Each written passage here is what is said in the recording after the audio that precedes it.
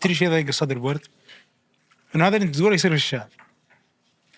يعني الشباب هو واحد من أكبر أضلاع الكرة السعودية وأكثرها توريد للعيبة الكويسين، وهو النادي اللي تتكلم من 2000، ما ودي حد بتاريخ بس بتكلم عن اللي وعيت له، يعني بتكلم من بداية التسعينيات إلى 2013 لما أخذ الدوري مع برودوم.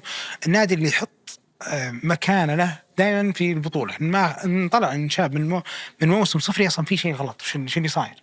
فإنه يصير هذا في الشباب هذا بالنسبة لي إيرور. يعني لو يصير هذا الشيء في أندية وسط وأقل برضو إحنا بنقول نفس الكلام، ما راح نمرر، بس إن يصير هذا في الشباب صراحة إنه غير مفهوم. كان مفهوم. الشباب يعني أنا من الأجيال اللي كبرت وهي سامع أن الشباب جاب 30 دوري في بداية التسعينات مثلا.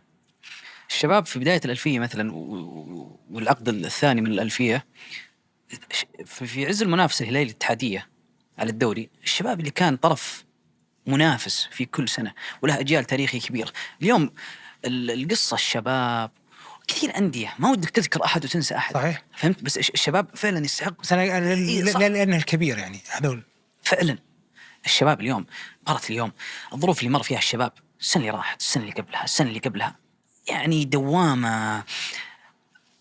أنا أفهم المشجع الشباب اليوم، أنا أفهم المشجع الشباب اليوم وأعرف إلى أي، يعني مثلا أقول لك حاجة، والله العظيم استنتجت قبل أمس وأنا أسولف مع واحد من الشباب قاعد أقول له، يعني شوف العبارة اللي طلعت وأنا ما أعرف إلى أي درجة هي سخيفة لكنها حقيقية. قاعد أقول له أخبر بحار أن الرياح عكسه، ولكن لا تخبر المشجع تمام أن النادي ما راح ينافس.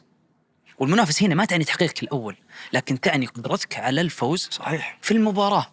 اليوم الأندية والمشجعين عشان أول حاجة يقطع تذكرة ويروح للملعب ترى لازم يكون عنده المعرفة هذه بأني أنا اليوم أملك فريق جيد، نعم بلعب مع منافسين أصعب، بس ترى عندي احتمالية إني أسوي المفاجأة، عندي احتمالية إني أفوز، على الأقل عندي فريق متماسك له هوية له لغة.